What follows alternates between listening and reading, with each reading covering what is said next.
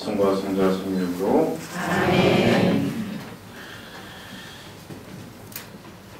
하나님께서는 우리에게 당신의 영을 나누어 주셨습니다. 우리는 이 사실을 우리가 그분 안에 모르고 그분께서 우리 안에 머무르신다는 것을 압니다. 그리고 우리는 아버지께서 아드님을 세상의 구원자로 보내신 것을 보았고 또 증언합니다. 누구든지 예수님께서 하느님의 아드님이심을 고백하면 하느님께서 그 사람 안에 머무르시고 그 사람도 하느님 안에 머무르십니다. 하느님께서 우리에게 베푸시는 사랑을 우리는 알게 되었고 또 믿게 되었습니다. 하느님은 사랑이십니다. 사랑 안에 머무르는 사람은 하느님 안에 머무르고 하느님께서도 그 사람 안에 머무르십니다. 사랑이 우리에게서 완성되었다는 것을 우리도 이 세상에서 그분처럼 살고 있기에 우리가 심판날에 확신을 가질 수 있다는 사실에서 드러납니다. 사랑에는 두려움이 없습니다. 완전한 사랑은 두려움을 쫓아냅니다. 성부와 성자와 성령 이름으로 아멘. 보통 강의를 서서 하나요? 앉아서 하나요? 앉아서 하시고. 앉으세요? 서도 하시고. 편하실 때도 하세요? 네. 여기 서 있습니다.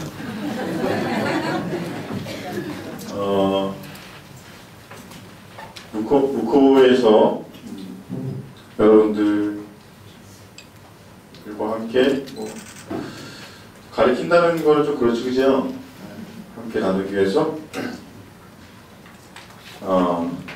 여러분 앞에 이렇게 섰는데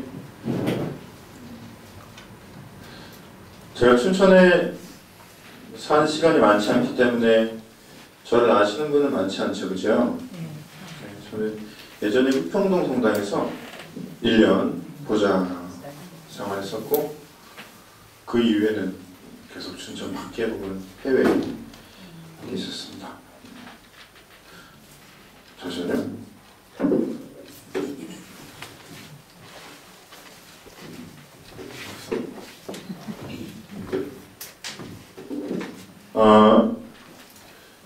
저희가 지금 배울 차례가 어디일까요? 성사죠. 성사. 구체적으로 몇 쪽이죠? 480. 저도 맞네요. 1212항. 네, 1212항 좋습니다. 그 전에 배웠던 부분들 다 따라오셨어요? 뭐 하나 안 되면 웃더라고요. 네, 좋습니다. 저도 웃습니다. 편안하게 드시면 됩니다. 잘 몰라서 그래요. 보통 어떻게 하나요? 중간에 쉬죠? 네. 언제쯤 쉬어요? 1시간 하고. 1시간 하고 쉬어요? 네. 8시 50분 하고 쉬고. 중간에 쉬고 언제 끝나요? 9시? 보통 칼같이 끝나요? 아니면 일찍 끝나요?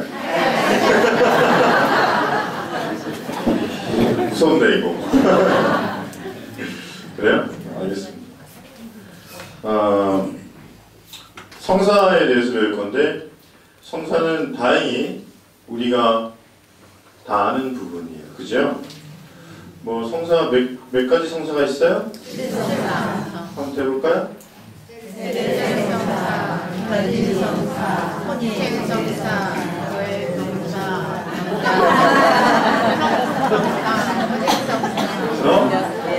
여기에서 이렇게 해서 7개 성사가 있죠, 그죠? 저랑 7개 실성사에 대해서 나누고요. 이 성사가 뭐라 그랬죠? 혹시 성사에 대해서 조금 뭐 신학적으로 정리된 뭐 용어를 혹시 아시는 건 성사가 무엇인가? 보이지 않는 하느님의 은총이 보이는 표정으로 나타나는 것을 성사라고 합니다. 그렇죠. 정확합니다. 보이지 않는 하느님의 은총이 보이는 표징 상징으로 나타나고 드러나고 행위로 이루어지는. 그러니까 자, 지금부터 세례성사 있겠습니다. 자, 지금부터 죄를 용서할 거예요. 자, 눈 감으세요. 자, 제가 용서했습니다. 이렇게 안 하죠, 그죠? 네. 멀리서 내가 너 사랑해 이렇게 우리는 안 합니다. 실질적으로 보통 우리가 사랑할 때 터치하고 어머니가 자식을 키우듯이 쓰다듬고 만지고 먹여주고 사랑 실제적으로 가톨릭에서 얘기하는 사랑은 여러분 현대 철학, 현대 사상 조심하십시오. 플라토닉 같은 뭐 마음으로 사랑하면 된다는 거 있을 수 있습니다. 그렇지만 가톨릭의 사랑은요, 그리고 성서에서 드러나는 사랑은 여러분 잘 보셔야 돼요. 감성적이고 감정적인 내가 너를 그렇게 사랑하는데 이런 게 아닙니다.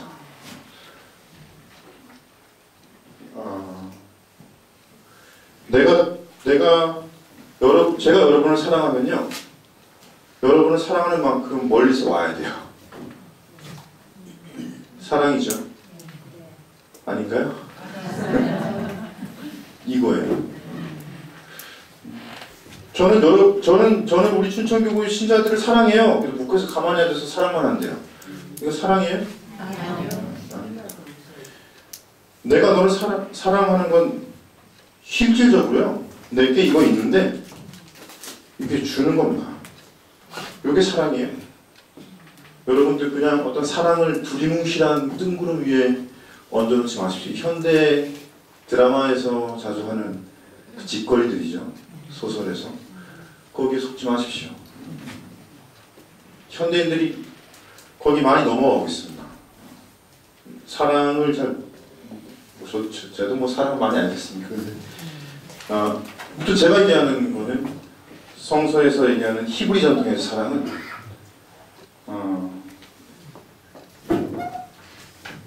구약 전통, 히브리 전통, 우리 가톨릭 전통, 우리 가톨릭 그리스도교는 구약의 전통을 아주 오롯하게 계승하고 있을까? 계승 안 하고 있을까요? 계승하고 있죠. 그렇죠. 유대교 친구들이 잘못 이해하는 부분인데 가톨릭은 우리의 가톨릭 교리, 그리스도교 교리는 특별히 가톨릭 교리는 상상 이상으로 구약 전통을 유대교보다 더 잘 따르고 있습니다. 사실상 그 신앙을 막 뚫고 들어가다 보면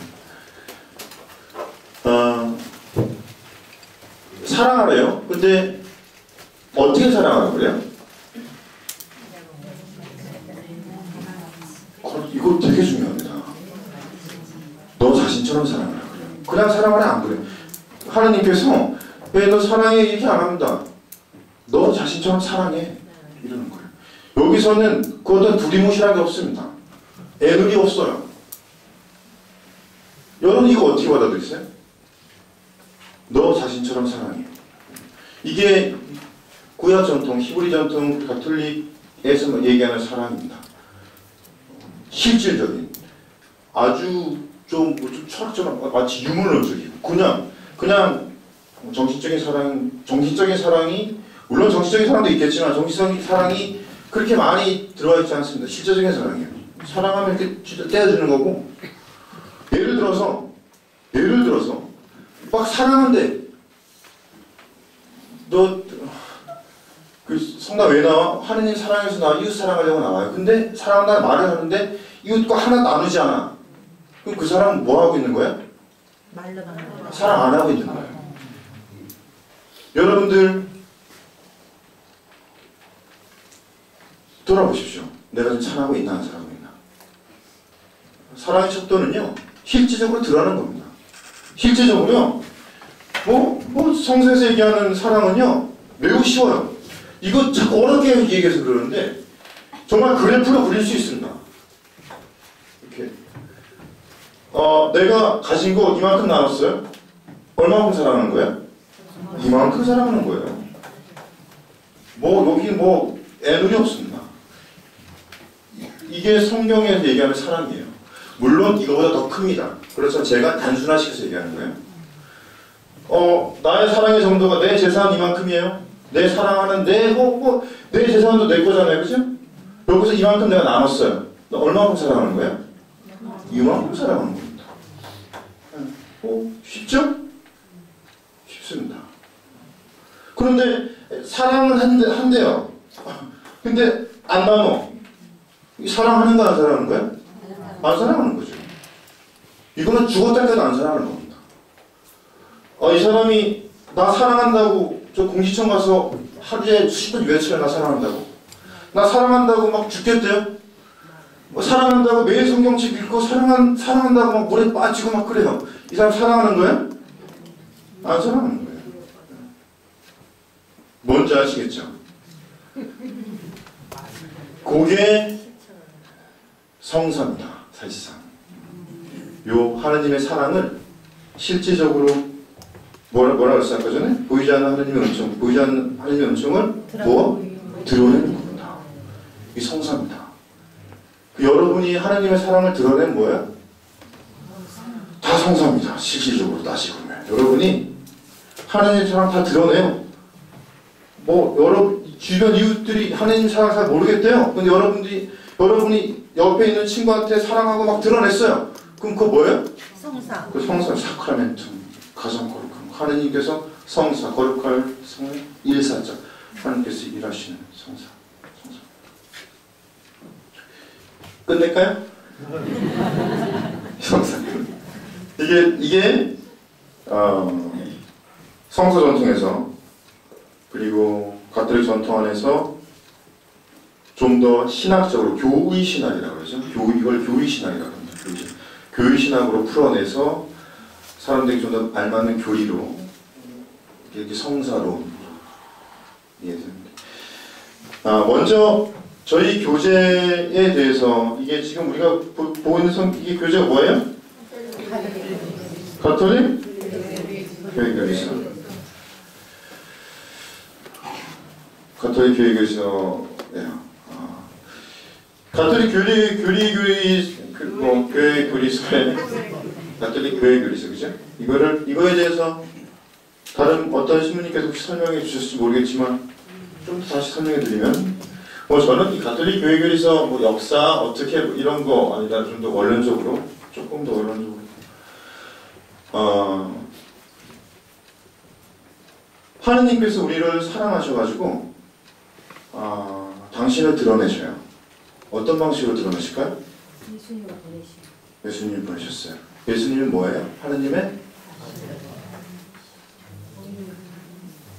한 처음에 말씀이 계셨다. 말씀이에요. 하느님께서 우리를 너무나 사랑하셔서 당신의 아들을 보내주시고 말씀을 보내주셔요. 우리에게 말씀을 건네셔요. 말씀을 계속해서 건네셔서 그 할 말이 참으로 많아서 이게 두껍죠, 그죠? 그죠? 말씀이에요. 우리는 하느님의 사랑을 이 말씀을 통해서 알고 있습니다. 이해되세요? 네. 그래서 우리는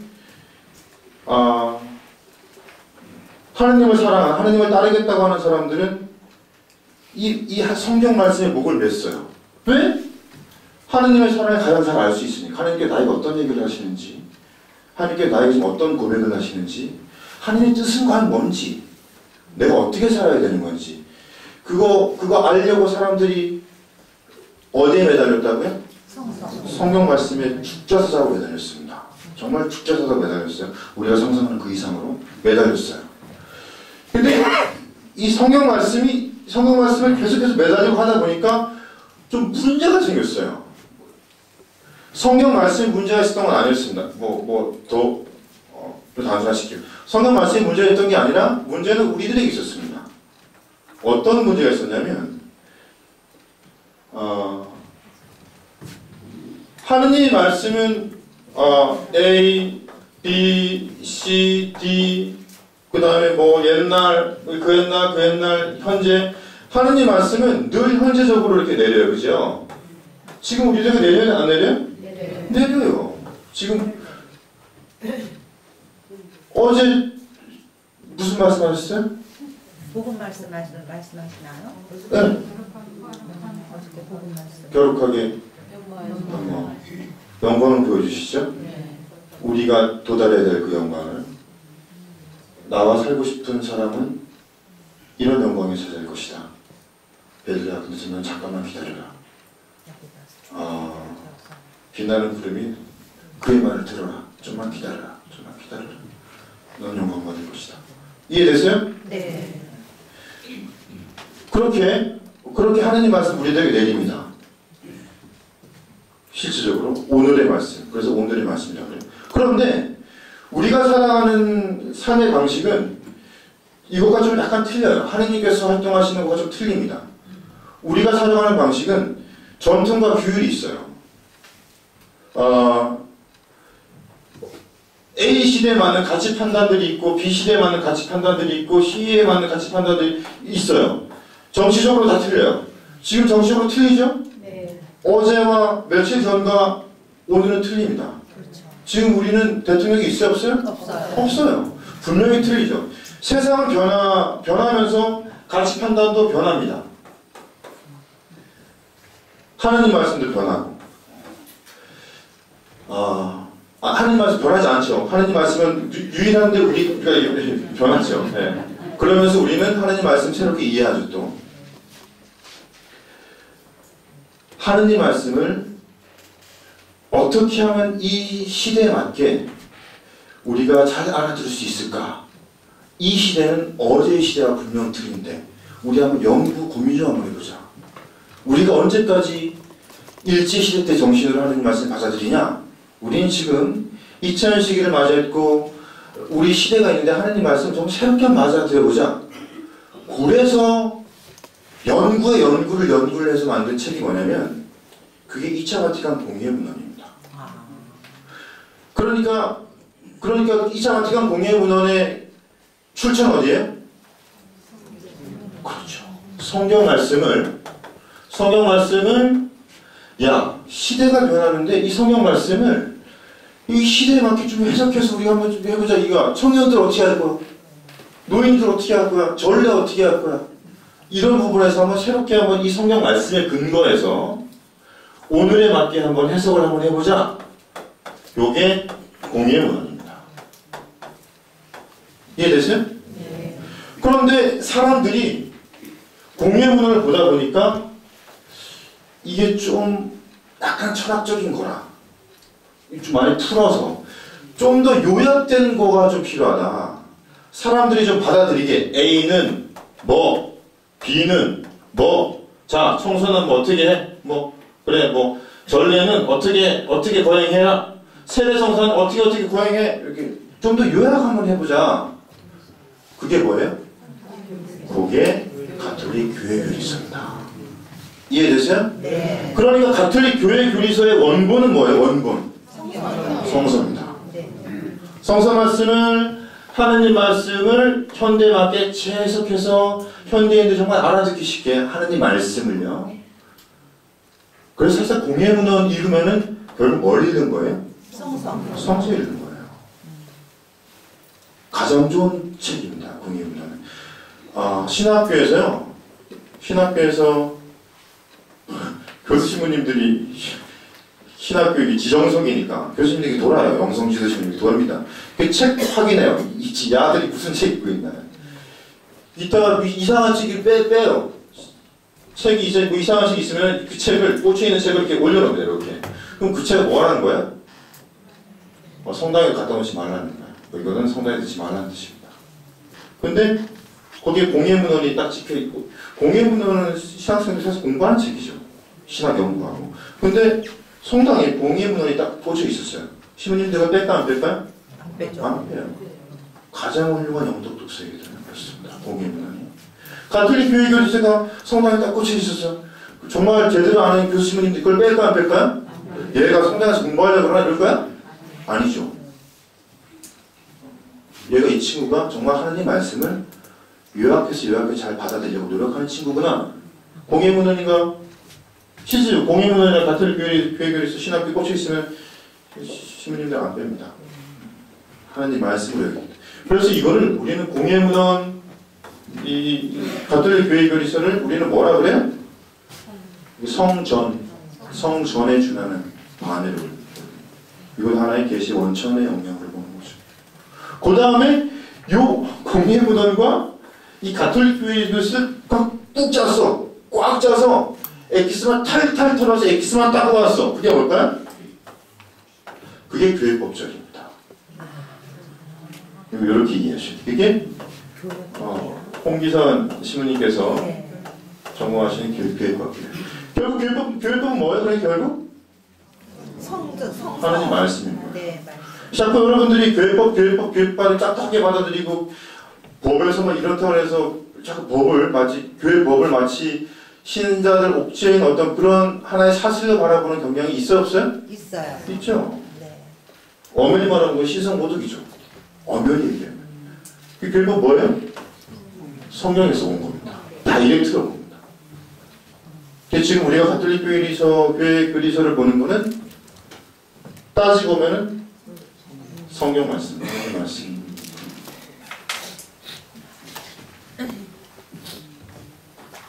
이 그림 하나 들으시겠어요? 네. 그치? 제가 이렇게 좀 칠판을 좀 제가 깔끔하게 못 쓴다 죄송합니다. 이해되시죠? 네.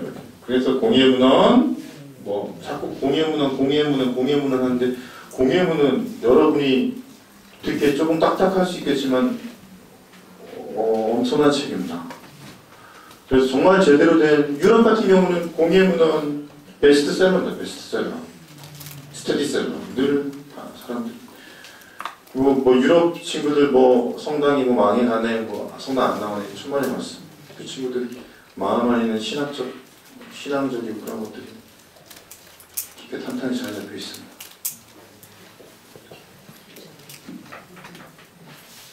그 안에서 우리는 그 가톨릭 교회교리사 안에서 우리는 저는 여러분 앞에서 성사 파트를 맡았고 이 성사는 보이지 않는 하나님의 은총을 보이는 표징으로 다 드러낸 것, 사랑을 드러내는 것, 여러분이 사랑 실천, 사랑 행위와 상관하는 것. 제가 시작 기도로 요한일서 했는데 요한일서의 사랑에 대해서 말씀드렸어요. 하나님께서 여러분을 사랑하시겠죠? 그렇죠. 여러분을 사랑하지 않는다면 제가 여기 오지 않았겠죠. 미쳤다고 묵고해서 여러분 얼마나 사랑해요? 진짜? 제가 묵고에서 온 걸 좀 그만해야지. 사랑이죠.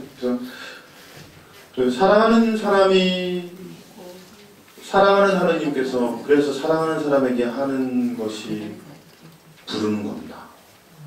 마리아야,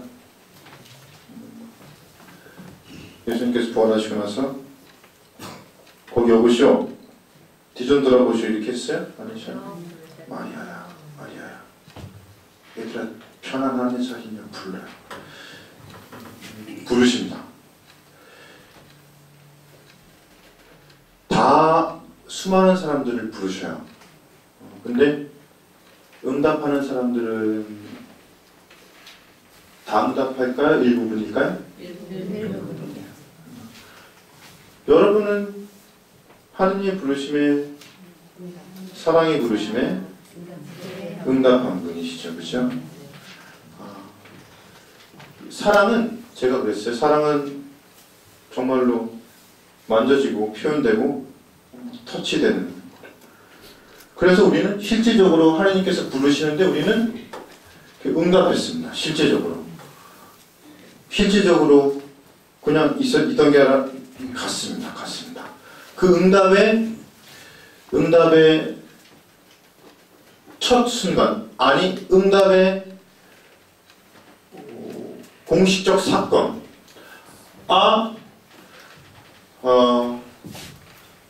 태초에 하나님께서 세상을 만드시고 오랜 시간이 흘렀어요. 아담, 카인, 노아, 아브라함, 이삭 흘렀어요. 흐르다가 어느 순간 내가 너네들을 엄청나게 사랑하고 너네들을 이만큼 사랑하고 내가 이만큼 사랑하니까 너네는 이거를 거행해라. 기억해라. 그게 뭐였어요? 파스카입니다. 그 파스카 사건, 홍해바다 건너는 사건, 그죠? 이집트 탈출 사건. 이 이집트 탈출 사건은 공식적인 사랑의 고백과 응답이었습니다. 지금까지 이렇게 막 살았어요. 뭐 사실 아브라함과 노아 계약 맺었어요. 그런데 이것도 하나님 완벽한 사랑이었지만 이스라엘 기억 속에서는, 구약 성경 안에서는 이 탈출기 사건이 이 사람들에게는 영원히 기억해야 될 공식적 사건, 부르심과 응답에 대한 사건이었습니다.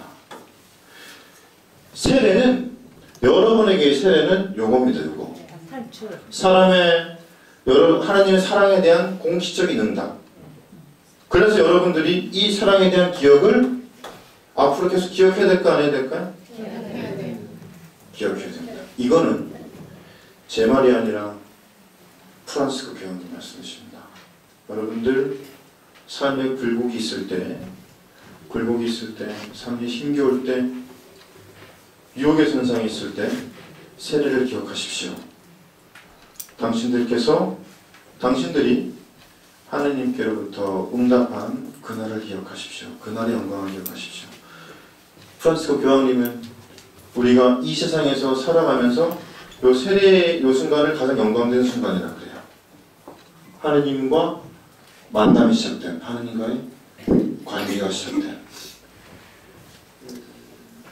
저도 뭐 세례 준비하면서 이 말씀, 교황님 말씀 기억하면서 저의 세례 때를 돌아봤습니다.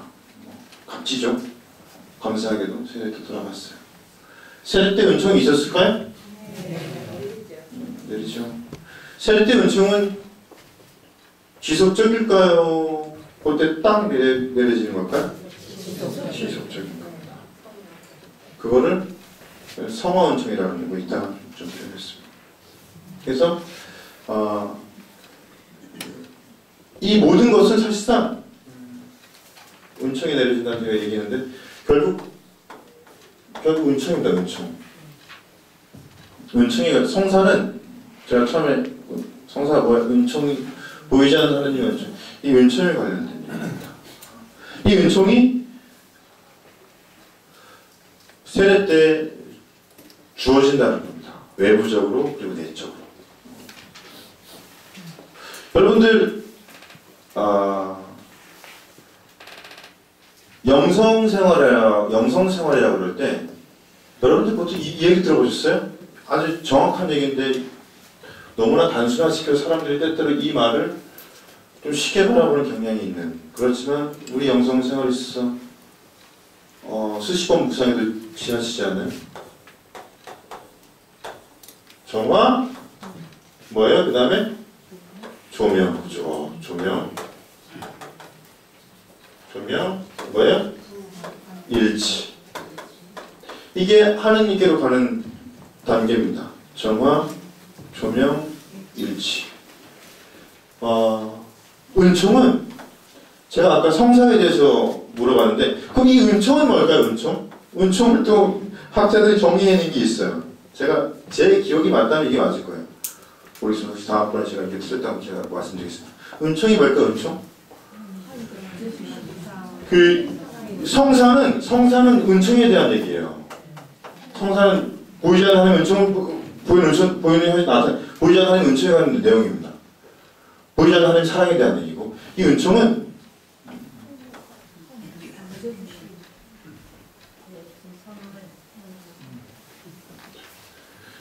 좀 더 구체적으로 얘기하면요, 좀 더 학문적으로 얘기하면, 학문적이란 그럴까요? 것 같고, 하느님 본성에 참여하게 하는 내적이고 외적인 힘입니다. 그 은총을 받으면 우리는 어디로 가는 거예요? 하느님 본성에 참여하는. 하느님 본성이 뭐예요? 그게 신성입니다. 신성. 뭐 맞죠? 사랑. 뭐 하다 모르는 사랑이겠죠? 맞습니다. 뭐 결국 무시하는 거 아닙니다. 신성. 하느님 신성, 하느님 본성이 우리가 은총을 받으면 참여하게 돼요. 결국 우리가 거룩하게 되는 것도 요겁니다. 요거. 은총 받아서 어떻게 되는 거예요? 하느님의 본성에 참여하게. 하느님의 본성에 참여하다가 어떻게 되는 거예요? 일치하는 겁니다. 하느님 본성에 은총 받아서 하느님 본성에 참여하다가 어디 가는 거예요? 하늘나라 가는 거예요. 그러니까 여러분이 일치를 이루고 참여를 이루고 하느님 나라 가고 거룩하게 되고 이 같은 말이에요. 일치를 이루고 참여하고 거룩하게 되고 다 같은 말이에요. 근데 요게 뭐가 있어야 되는 거예요? 은총이 있어야 되는 거예요. 은총은 다시 얘기할게요. 은총은 하느님의 본성에 참여시키게 하는 내적인 외적인 힘입니다. 그래서 이 은총을 받아야 하느님께로부터 오는 은총을 받아야 우리가 정화, 조명, 일치의 길을 갈 수가 있어요. 그러니까 하느님께로 갈 수가 있습니다. 여러분이 힘으로 갈까요? 은총의 힘으로 갈까요? 은총이. 지금까지 이거에 대해서 수천 년 동안 많은 논의가 있었습니다. 아우구스티노 성녀를 괴롭힌 거기도 하고 수많은 이단이 이것 때문에 생겨났었습니다. 은총인가 공로인가 우리가 그 기도하는 이유는 무엇인가?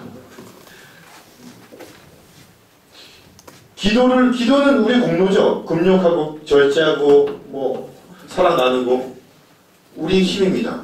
그렇지만 가톨릭 교회 교리서 안에는요, 가톨릭 교리 안에서는 이 기도와 우리의 나눔, 사랑, 행위 이것도 뭐라는 거예요? 은총이 있어야 된다는 겁니다.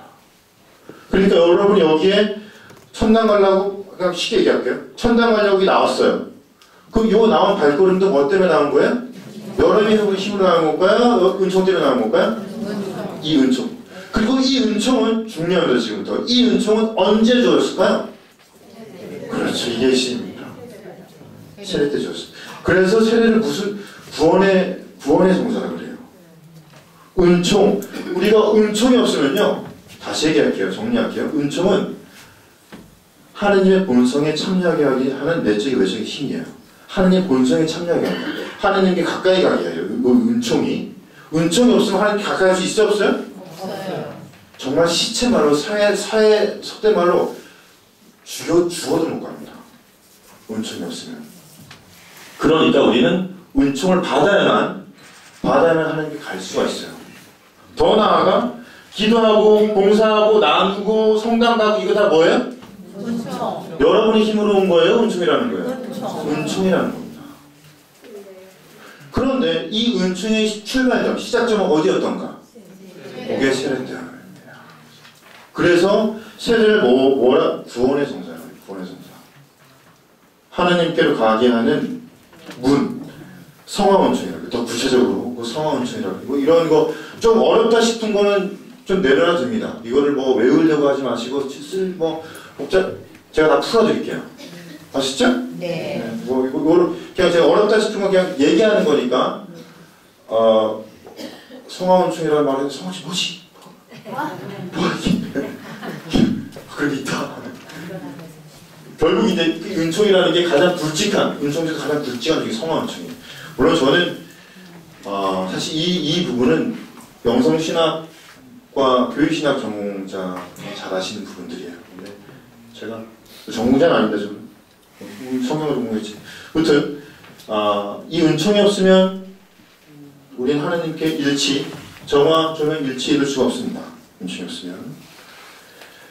은총이 없으면 여러분이 이게 올 수도 없습니다. 은총이 없으면 여러분이 사랑을 실천하는 것도 불가능해요. 여러분이 스스로 내가 사랑을 실천해서 나 좀 어깨 좀 피고 성당에서 이렇게 봉사를 하고 나 좀 의시 이렇게 돼 이게 결국 뭐라는 거예요? 내 힘이라는 거야? 하나님의 힘이라는 거예요? 은총이라는 겁니다. 이 은총은 신비롭게도 영광스럽게도 언제 받았냐면 세례 때 받았습니다. 그게 구원의 성사예요. 그래서 세례는 구원에 있어서 절대적인 요소입니다. 이게 얼마만큼 절대적인 요소인지. 세례는 절대적인. 네. 그렇지만 하나님께서 이 세례 성사에 매일까요? 매이진 않으십니다. 이게 중요하죠. 그러면 하나님께서 세례 받은 사람은 구원시킬까? 그럼 하나님 세례에 매이는 거죠. 그렇죠? 하나님이 세례에 매이는 분은 아니죠. 그렇지만 세례 받은 사람에게 구원을 약속하시죠. 잘 살면 약속하시지 뭐. 세례 받고 잘 못 살면 뭐 모르겠습니다. 좀 그런 제 영역이 아니라서. 성경책을 다음번에도 좀 들고 오셨으면 좋을 수 있네요. 왜냐면 제가 왜 성경책을 들고 오라는지 아시겠죠? 예. 이거 성경 말씀이기 때문에. 다시 성경, 공예문헌, 가톨릭 교회교리서, 이 성경과 가톨릭 교회교리서와 공예문헌을 막 짜고 짜서 탈탈탈 털어서 엑기스만 따고 본 게 뭐라고요? 이렇게 다 하나님 말씀, 다 성경, 거룩한 전통, 전승. 제가 그러면은 우선 마르코복음 1장 1절에서 8절까지.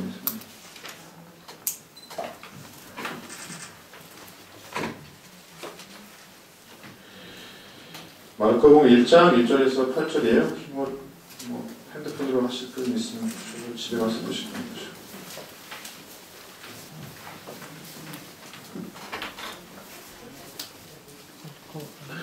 제가 읽어드리겠습니다.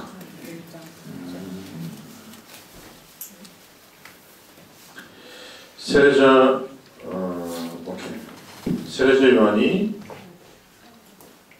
잘 들으세요. 네. 듣고 계시죠? 네. 세례자 요한이 광야에 나타나 죄 용서를 위한 회개의 세례를 선포하였다. 잘 들으세요. 세례자 요한이 광야에 나타나 죄 용서를 위한 회개의 세례를 선포하였다. 그리하여 온 유다 지방 사람들과 예루살렘 주민들이 모두 그에게 나아가 자기 죄를 고백하며 요르단강에서 그에게 세례를 받았다. 요한은 낙타 털옷을 입고 허리에 가죽띠를 둘렀으며 메뚜기와 들꿀을 먹고 살았다. 그리고 이렇게 선포했다. 나보다 더 큰 능력을 지니신 분이 내 뒤에 오신다. 나는 몸을 부셔 그분의 신발끈을 풀어드릴 자격조차 없다. 나는 너희에게 물로 세례를 주었지만 그분께서는 너희에게 성령으로 세례를 줄 것이다. 그렇죠?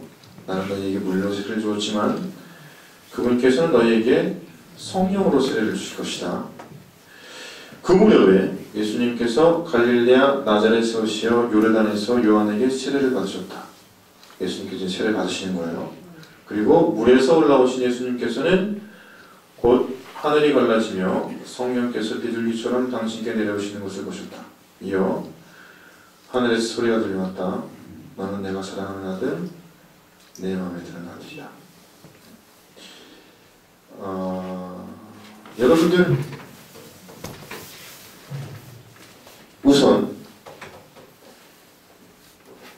지금 읽은 장면에서 들었던 이 말씀 장면에서 마르코복음 제가 1장 4절부터 11절까지 읽었어요.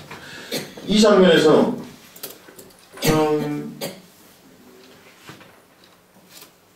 뭐 가슴을 울린다든가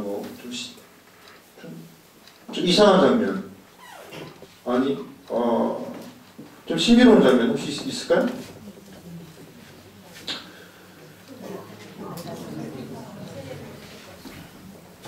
처음에요. 마르코복음 이렇게 시작돼요. 하느님의 아들 예수 그리스도의 복음의 시작. 하느님의 아들. 마르코복음은요, 하느님의 아들이라고 시작하고 합니다. 하느님의 아들. 그러니까 이거를 읽는 사람은 이해하기 쉬워요, 어려워요? 쉬워요. 하느님의 아들이라고 딱 얘기 시작하고 해요. 여러분이 그냥 처음이라서 그냥 흘려보내 이것을 그렇지 하나님 아들의 예수 그리스도의 보면 시작 메시아 구원자 라고 예수님을 딱 정해놓고 시작하는데 문제는 이분이 세례를 받아요. 세례가 요한. 예. 상상을 해보십시오.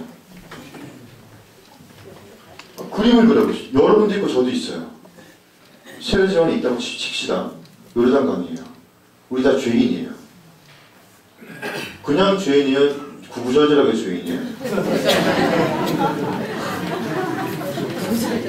구구절절하죠? 네. 그 구구절절한 걸 요르단강에 한번 씻어내기로 합시다. 요한이 왔어요. 너무 구구절절해서 저기 멀리서 샌들 신고 왔어요. 땡볕에서 왔어요. 줄 서고 있었어요. 죄 한번 사해보자. 그 구구절절한 우리랑 같이 줄을 선 예수님을 상상해 보십시오. 그 전율이 나지 않나요? 이분은요 정말 우리와 하나가 되려고 작정하고 오셨습니다. 정말로 이 구구절절한 죄인들이랑 같이 줄을 서시는 분이에요. 이거 여러분들 죄 지었을 때 이거 잊지 마십시오. 예수님은요 여러분의 고해성사랑 줄을 같이 서시는 분이십니다. 그러니까 정말로 이분은 우리를 아는 거예요. 세례자 요한 옆에 서 있는 게 아니라 야 요한아 너 세례받는 거 내 좀 볼 테니까 좀 해봐. 그리고 사람들이 보는 게 아니에요. 이분은 같이 줄 섭니다. 더 나아가 실치도 안 하죠. 줄 서요.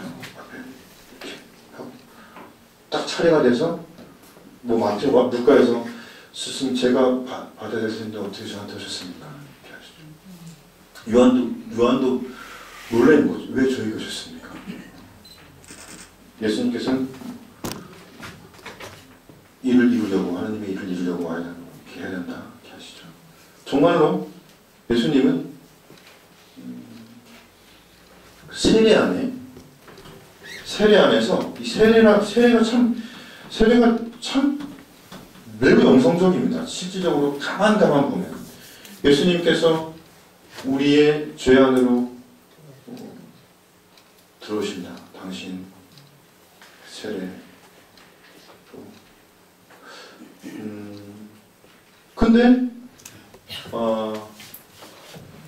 세례자 요한은 매우 또 신비로운 얘기를 합니다. 여러분은 성경책을 계속 그냥 해서 읽을 수 있을지 모르겠지만 가만 보면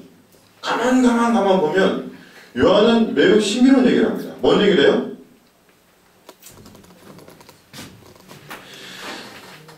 그분은 너희에게 나는 너희에게 물로 세례를 주었지만 그분은 너희에게 성령으로 세례를 줄 것이다. 이상한 소리를 합니다. 그러니까 여러분 이거 이해해야 못 이해해요? 솔직히 하시면 돼요. 그냥 이해 못한다 그러면 돼요. 뭐 이렇게 뭐 찾으려고 그렇게 뭐 안 하셔도 돼요. 이해 못해요? 못하죠. 그런데 중요한 건 저 잘 모릅니다. 중요한 건 요한의 세례와 예수님의 세례가 뭐예요? 다르다는 겁니다. 이건 분명한 사실이죠.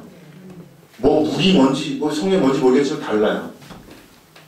여러분들 가톨릭 신자 가운데서 가만 보십시오. 세례 받은 사람한테 옆에 있는 사람들이 뭐라 그래요? 이 자매님 세례 받았어요.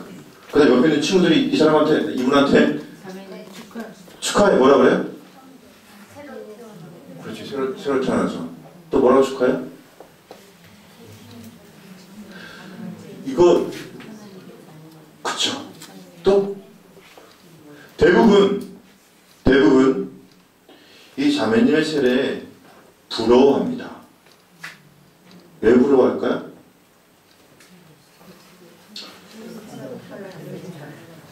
죄를 사함받았으니까.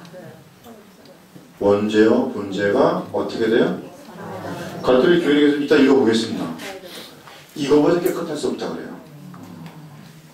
바로 천국 가면 그냥 지천당이라고 표현까지.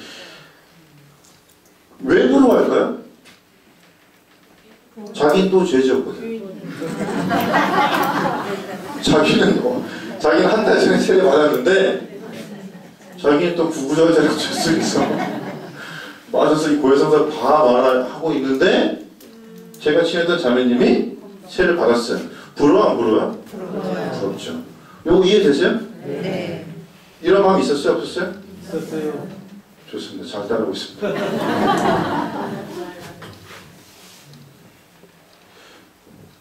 가톨릭에서 천주교 신자들, 전 개신자 모르겠습니다. 천주교 신자분들이 제가 매우 안타까운 장면이에요. 세례를 제가 복음의 근거에서 말씀드리겠습니다. 세례자 요한이 광야에 나타나 죄의 용서를 위한 회개의 세례를 선포하였다. 그렇죠? 죄의 용서를 위한 회개의 세례를 선포하였다. 많은 분들이 우리가 받는 세례를 요한의 세례로 착각하고 있습니다. 그저 죄 용서해 주는 걸로 땡치는 걸로 착각하고 있어요. 우린 누구의 세례를 받았어요? 예수님. 여러분 요한의 세례 받았어요? 예수님의 세례는요 상상을 초월합니다.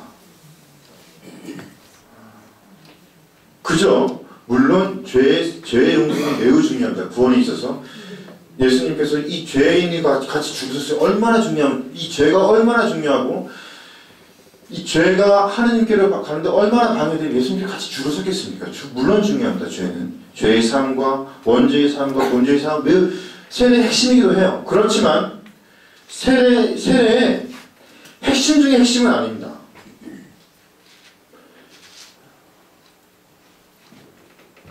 세례의 핵심 중에 핵심은요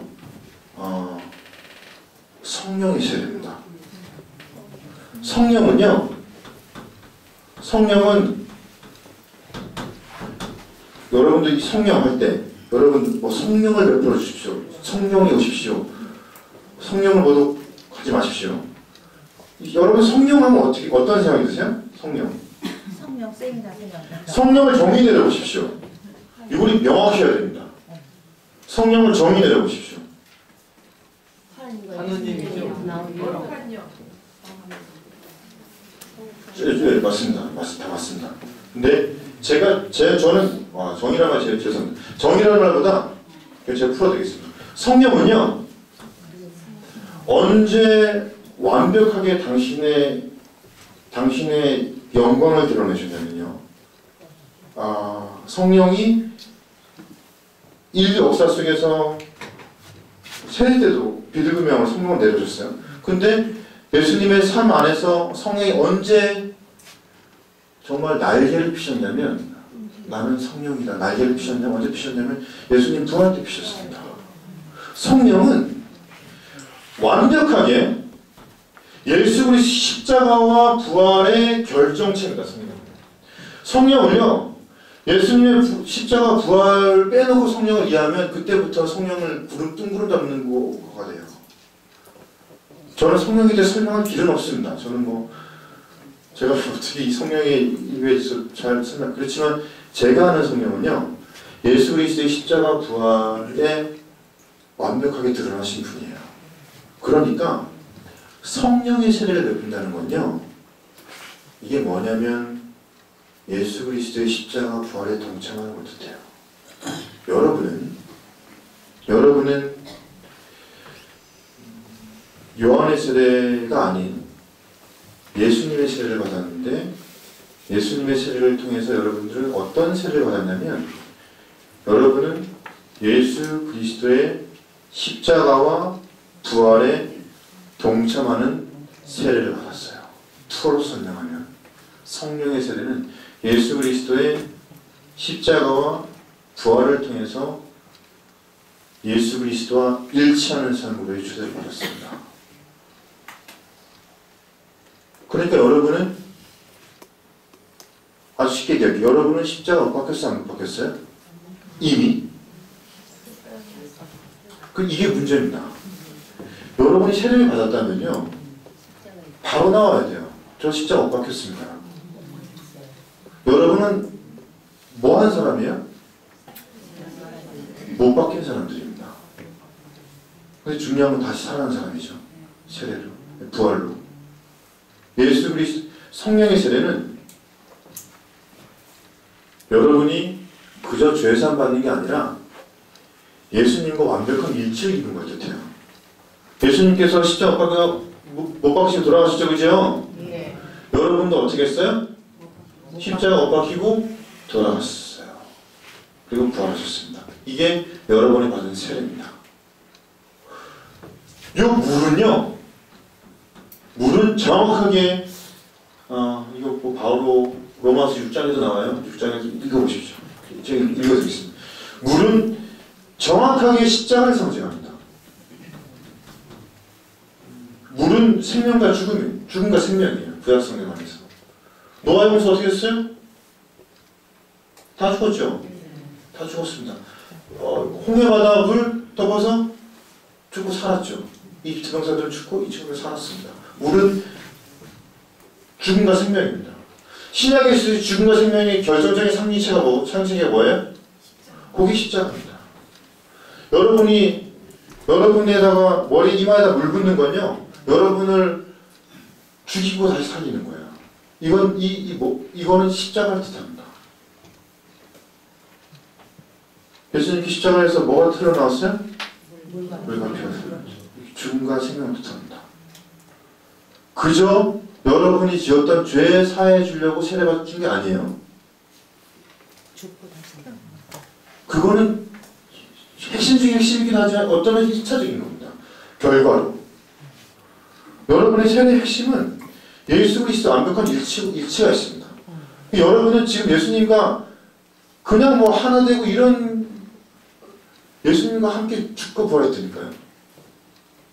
여러분은 제가 정말 구구절절하게 예수님과 일치된 분들입니다. 그냥 일치된 게 아니죠. 그 일치를 보존하기 위해서 우리는 영성체를 하고. 이거 감이 오시나요 혹시? 네, 무슨 말씀이신지. 무슨 말인지 이해되세요? 네. 그저 그런 죄 용서로 여러분들의 세례, 주변에 맞는 세례를 평가절하지 마십시오. 여러분의 받은 세례는요, 완벽하게 예수님의 삶과 완벽하게 일치된 사람입니다. 그러니까 지금 이렇게 딱 치면 이거 누구 친 거예요? 예수님. 예수님 친 거예요? 여러분이 야, 너 이렇게 손가락 뭐 형제기 밥으라 그러면 너 지금 그 누구한테 그런 거야? 예수님. 내 형제에게 물 한 잔 이렇게 떠들면 뭐 한 거야? 예수님한테. 예수님한테. 왜 예수님께서 그 얘기를 하실까요? 여러분이 그만큼 일치된 거예요. 내 안에 머무르고 전 뭐 더 이상 설명할 길도 없습니다. 이거 뭐. 아무튼 뭐 제가 언어적 한계로 인해서 아무튼 여러분은 세례를 통해서 여러분은 십자가와 부활의 동참, 이거 절대 까먹지 마십시오. 물은 십자가입니다. 여러분은 십자가에 못 박힌 사람들이고 이미 부활한 사람입니다. 그래서 여러분들은 구원이 보장받았을까 안 받았을까요? 받았죠. 받았죠. 아니 세례 받고 나서 나 구원 안 됐다 그러면 그 이상한 거죠. 내 안에 예수님이 사는데 살았어요. 이미 구원됐습니다. 물론 구원은 이미 이루어졌지만 완성을 향해 나아가고 있죠. 아직 구원의 완성은 이루어지지 않았습니다. 그건 사실이에요. 그 완성은 언제예요? 예수님 재림 때입니다. 신학적으로 예수님 다시 오시면 우리 다 구원 완성을 이루어요. 구원을 향해 갑니다. 우리 다 가요. 완성되지 않았어요. 근데 이미 우리는 구원 됐어요. 정말 그냥 진짜 사회 시체말로 그냥 넉넉히 있어도 갑니다. 이게 어려워요? 그래도 어렵죠, 그죠? 이해합니다. 잠시 쉬었다 하겠습니다.